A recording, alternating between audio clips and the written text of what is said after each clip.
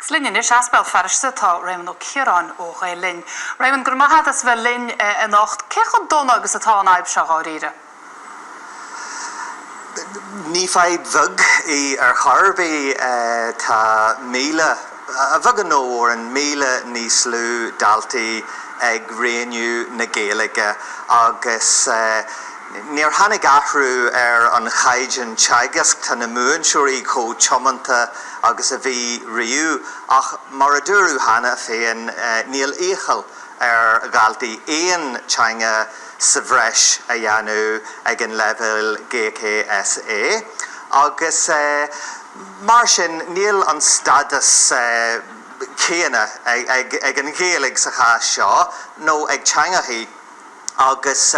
nuair a tógu an tacht seo isteach in 2000 agus a 4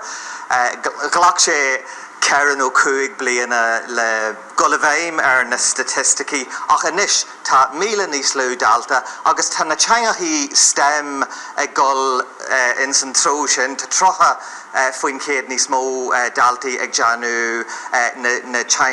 na háir STEM ólaíocht, technolaíocht, innealtóireacht agus mata agus tá na teangaí a gol in san tró eile tá beagnach trocha faoin céad níos lú ag gol dá hangaí agus an Gaeilge gasas a gine seo. Stoigh bhfuil se sin tarla ó jaascantóir an chutha chomá céad an bhéim se chósaí ólaíochta agus mata ach ó híomhna sé chundaí céir is fearr a dhéanana leis an gceist seo a réiteach mar arnóid thomas a cant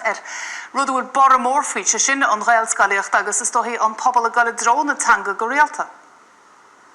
Og generalta léiríonn sé go bhfuil daoine fásta ag gol ina slúite ag ranganí san oíche agus massam héan go bhfuil go leor daltaí a géirí an teanga a ólam ach mar a dúrú hanan féin is galan na éirithe le príomhaidí uaire le strategy nua níl an teangaí ar fáil. An rud is cór a dhéanú sa chás seo na arc trasna na farige heag an dói a bhfuil siad a gol an lec leis an aibh seo in Alban agus sa bhreatanmhog. In Alban an strategy tá acu na go mbeidh gach páiste ón bhain scoil a ré ag deanú teanga móide ga hanga eile. A deanga héin an béarla agus ga hanga eile agus sílam go raithí sé sin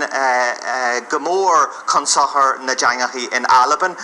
Sa bhreatanmhog an rud atá ag tarlú an sin na go bhfuil brú mór céimeaní leidre bartaní fiúntacha anglacu leis an bhreatanis a chur chun cin in na scálanna agus a ríist tá siad ag táiseacht ón bhain scáil an aibbetá ó gine I dúisceart na héireann na nach bhfuil échal ar bí ar hanga ar bí a dhéanú in na bon scálanna. Cás ó gine gur féidir le teangaí an Gaeilge mar hampla a bheith deacar ag rinch